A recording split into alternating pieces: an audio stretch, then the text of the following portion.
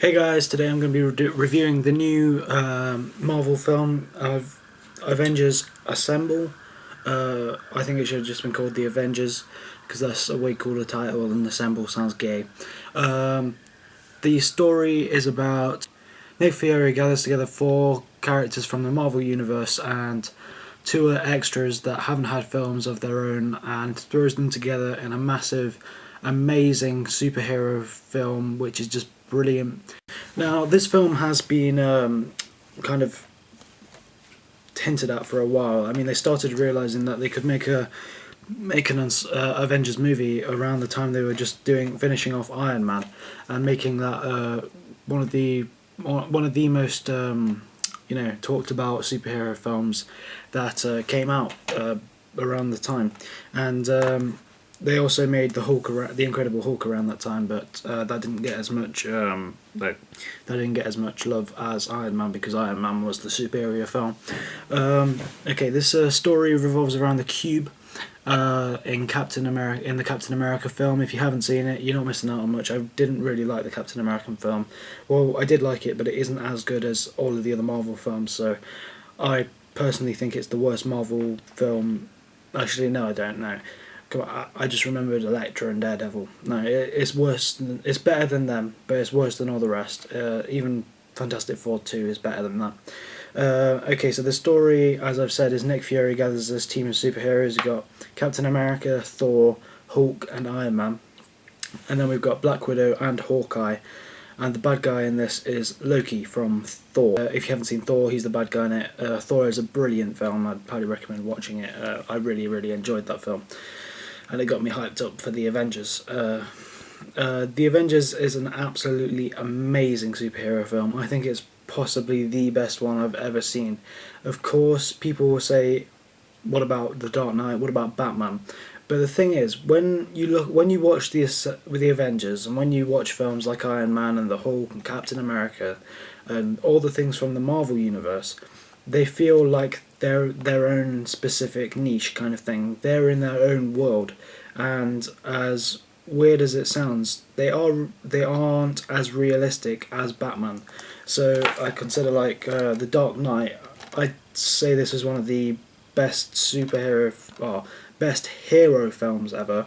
I don't really call Batman a superhero because he hasn't got any superpowers. He's just a hero and he's an absolute badass.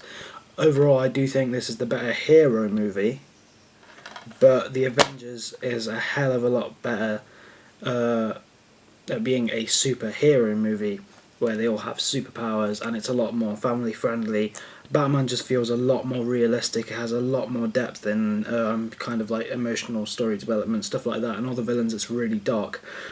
The Avengers is more like a family fun, happy time, well, not happy, but family friendly kind of experience. It's absolutely brilliant. The scenes in this film are absolutely amazing. You can't take your eyes off the screen for a second without there being a witty joke or some amazing action or just story narrative just to drive the plot onwards, and you really do feel a brilliant connection with all of the characters, especially when they're just stood around talking to each other. I mean, that was one of my favourite parts of the film, the fact that they were just all talking together. They were just cracking witty jokes. The one character I really don't like is Captain America. I'm going to say that now. I already said I didn't like the Captain America film, but in this film, Captain America doesn't do anything. I mean, I'm not familiar with the Captain America graphic novels or comic books. I may buy a few just to see what it's like in there, because in the comic books he gets stronger when there's more patriotism going around and he's showing the American flag and he's making everyone happy. In this film, I really didn't like Captain America. Well, he's better than he is in Captain America, but he's not. I didn't like him in that film either. He just seems like an absolute douchebag. He's just the one who will run around with a shield that does all of his work. In these films, I really don't see why Captain America's regarded as a superhero. I mean, in Captain America, the First Avenger, all that is shown within the film is that he just gets some muscles and grows taller. That's the only thing that happens, and then he has an indestructible shield. That is the only thing. It's not like it's like Wolverine when he's been injected with adamantium. At least I don't think so. But Wolverine's whole skeleton is metal. He's just like almost indestructible. Captain America's just a guy who's just really weak and has become really strong, and he has this shield that does everything. Also, his outfit looks absolutely stupid. I mean, we've got like, it's almost as if like they've got a kid to dress up in a Captain America costume and just run around a bit. That's how stupid it looked. I really didn't like the Captain America costume, but I don't really like Captain America anyway. And there was a lot of jokes in the film around Captain America, and because he's been away from the Earth for 70 years and lots have changed, there's some jokes where you're meant to feel bad for Captain America because he's been away for this long, but I don't, because he's a douche. I know I'm going to get a lot of hate from that, but I'm only basing this on the films, not the books. At the start of this film, there is kind of like an introduction to Black Widow. I mean, she's in Iron Man 2, and in Iron Man 2 she's like just kick-ass. She's kind of like a martial arts expert. At the start of this film, the first time you see her, that scene is brilliant. And Hawkeye as well. People have been saying, well, I've heard a lot of people say that Hawkeye isn't in this film a lot, which is a lie. Hawkeye is in this film loads, and I really quite enjoyed Hawkeye's appearance in it. I'm not going to say why I understand why people say he isn't in it a lot, but I'm not going to say why because I don't want to spoil the plot. The plot of the story is that Loki, Thor's brother, wants to get the cube that was in Captain America, because it has amazing power and it can open portals across the universe, which is how the whole film starts. Basically, S.H.I.E.L.D. have this cube and Loki comes and steals it and then makes a portal in the sky over the top of New York, and he's kind of like signed a contract with a load of lizard men. I don't know what they're called, but they're kind of like robot lizards. But the Loki's an absolute badass villain. In the Thor film, he's really, really good, but this just takes his badassery up a level. Like, he's just amazingly bad in this film. Like, he doesn't care for anything, and it's just really, really cool how it happens. The one thing I didn't like about Loki, well, I didn't mind about Loki, it was just that it was kind of a bit silly, was his outfit. I mean, I've seen it in Thor, and I thought it was a bit stupid there, but he does look like a bit of a pillock with his full god outfit. That's another thing. I don't really understand in the film how Loki, when he's being a god, well, he's always a god, but when he wants to be a god, he can summon this outfit out of nowhere. But Thor is a god, and Thor's constantly wearing his outfit. I don't really get that. Why can he take his outfit off and why can't he? Also, we've got characters such as the Hulk. Now, I've seen the first Hulk film, just called The Hulk, and I've got the Incredible Hulk on DVD. I really did like this film. It was highly underrated, and it came out around the same time as Iron Man. So, as I said, it's kind of like lost in Iron Man's goodness. But I do really like the film, and I really, really do like Tim Roth as an actor. I absolutely love Reservoir Dogs, and I do like Four Rooms, and his Skellig thing on Sky One was quite good as well. But he plays good in that. Unfortunately, the character for the Hulk, the actor's changed yet again, so there has been 3 people that have been the Hulk.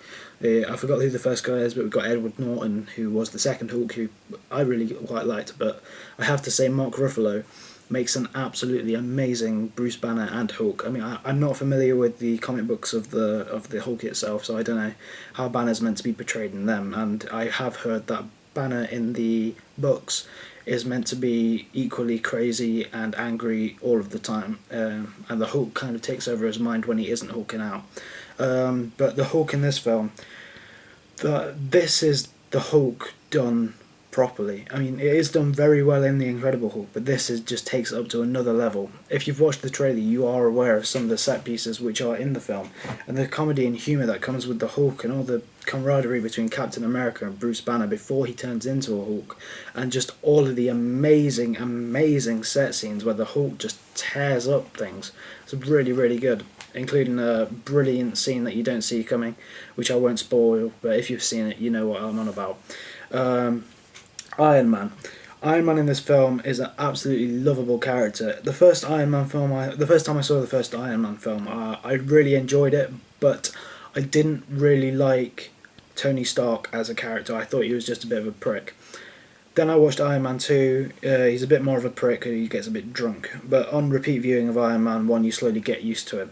Avengers, all of his like power and his wit and his cleverness just all goes into one amazing little like character, and he's absolutely lovable when he's on the screen. Like you can't just when he's on the screen you just expect some witty dialogue and some humour and just some like really cool comments.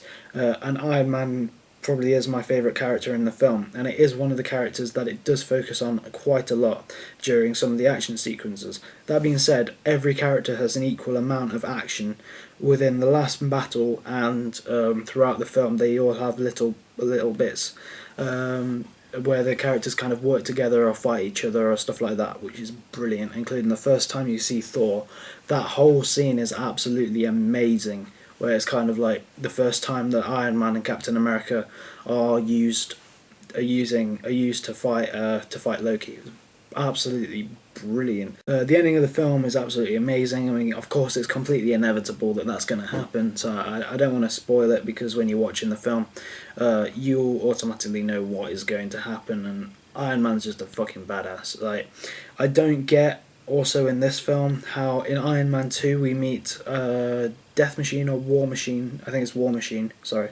You meet but I don't get in Iron Man 2 you see War Machine, I think it's called War Machine, played by Don Cheadle. I thought that if War Machine was in this film, it'd be the action sequences would be a little bit more unique. For example, when you've seen the trailer, obviously, when Iron Man's flying around New York being chased by these lizard men, I think that an input of another man in an armor suit such as Iron Man's flying around and working together to battle these guys would be really, really cool. But I don't know why Don Cheadle isn't in it. I don't know why War Machine isn't in it. But you know, that's just a choice that Joss Whedon just chose, which I do understand why he's done that. I mean, he does it so he doesn't have to deviate from the plot too much when you're looking at all the other characters. Thor is absolutely amazing in this film. I mean, I really, really, really did like the Thor film, and a lot of people that I've talked to said that they either loved it or didn't think it was as good as everyone said. That being said, I really, really do like the story in the first Thor film, and the special effects were just incredible. Everything was totally believable, and Thor's just absolutely brilliant. A couple of things in this film which Thor does, the shots in which Thor using his hammer and his power of electricity was just brilliant. You know, Thor's just amazing, and the whole film altogether, where all of the Avengers work together to battle these creatures at the end, is just absolutely spectacular. I'd say it was on the level of the special effects and stuff were on the level of Transformers 3. I do have Transformers 3 on Blu-ray, but I definitely will be buying Avengers on Blu-ray, because I just want to watch it again and again and again. I really want to see it now. But yeah, this film is absolutely amazing. It's a brilliant superhero team up. I mean, Nick Fury is really good in it. Samuel Jackson, all the actors are really, really good except for Captain America, but that's because I don't like Captain America, so I've already got a bias against the character. Also, the actor that plays him, I forgot his name, but he's in Fantastic Four and Scott Pilgrim. I know Scott Pilgrim isn't part of the Marvel Universe, I don't think, but he's in Fantastic Four as well as Johnny Flame. So that was a bit weird, him being the same actor. I have seen Captain America, as I've said, and I've already slated it because I don't like it. Black Widow, Hawkeye. I've already said a bit about Hawkeye, but he's really, really good.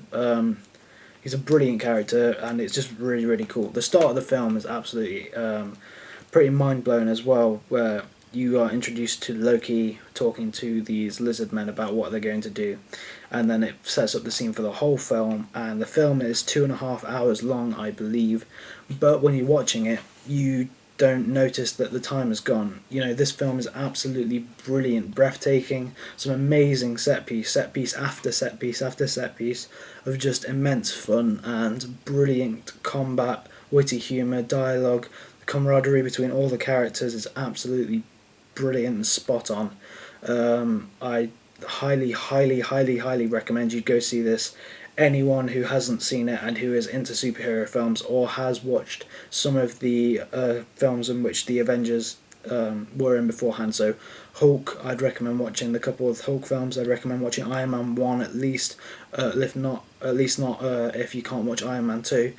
Thor is absolutely brilliant, and Captain America's alright. A lot of people did really like that film. I didn't. It was really quite slow and boring. But this film just keeps the pace going and going and going. And everything altogether is absolutely amazing. Highly, highly, highly recommend it, as I've already said. I'd honestly give this movie a 10 out of 10. I absolutely love this film.